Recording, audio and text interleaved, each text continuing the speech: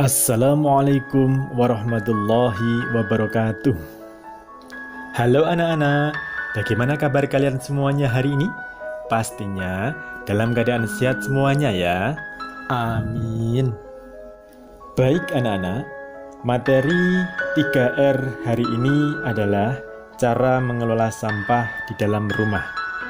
Dan sebelum kita mulai, mari baca basmalah bersama. Bismillahirrahmanirrahim. Sebagai makhluk hidup yang mengkonsumsi berbagai produk, manusia akan selalu memproduksi sampah dalam berbagai wujud.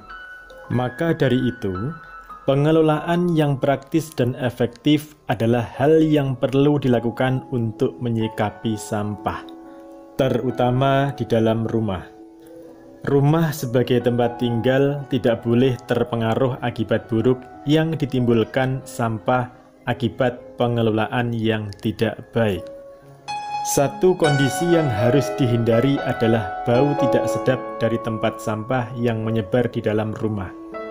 Selain tidak nyaman, pengelolaan sampah yang buruk bisa mengundang bakteri dan penyakit melalui lalat atau binatang lain yang mencium bau busuk dari tempat sampah.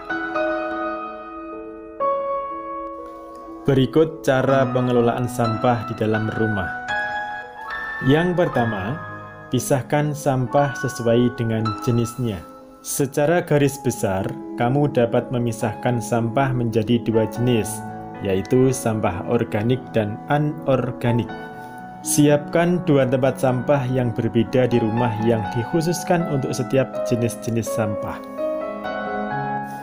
Kalian pasti sudah tahu, sampah organik adalah sampah yang berasal dari alam, seperti sisa makanan atau daun. Dengan kata lain, semua sampah yang dapat terurai dengan mudah adalah sampah organik. Sementara sampah plastik, karet, kaca, dan kaleng masuk ke dalam kategori sampah anorganik. Dengan memisahkan sampah organik dan anorganik akan memudahkan dalam pengelolaan sampah di rumah kamu pada langkah berikutnya. Cara yang kedua, jalankan prinsip 3R. Masih ingat kepanjangan dari 3R ya? Reuse, penggunaan kembali, reduce, mengurangi, dan recycle, mendaur ulang. Misalnya menggunakan botol air mineral bekas sebagai pot untuk menanam tanaman. Cara yang ketiga, mengurangi sampah sesuai kemampuan. Dengan memperhatikan prinsip reduce atau mengurangi, kita bisa memaksimalkan pengurangan sampah untuk pengelolaan yang lebih mudah. Seperti menghabiskan makanan agar mengurangi sampah sisa makanan, mengurangi pemakaian kantong plastik saat belanja, dan mengurangi minum dari botol air kemasan.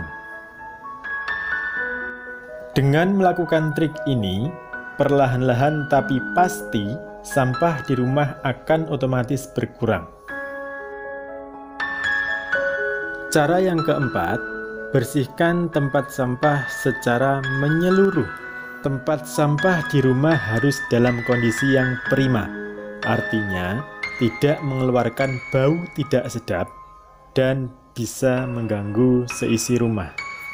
Langkah ini bisa diawali dengan melapisi tempat sampah dengan plastik atau koran.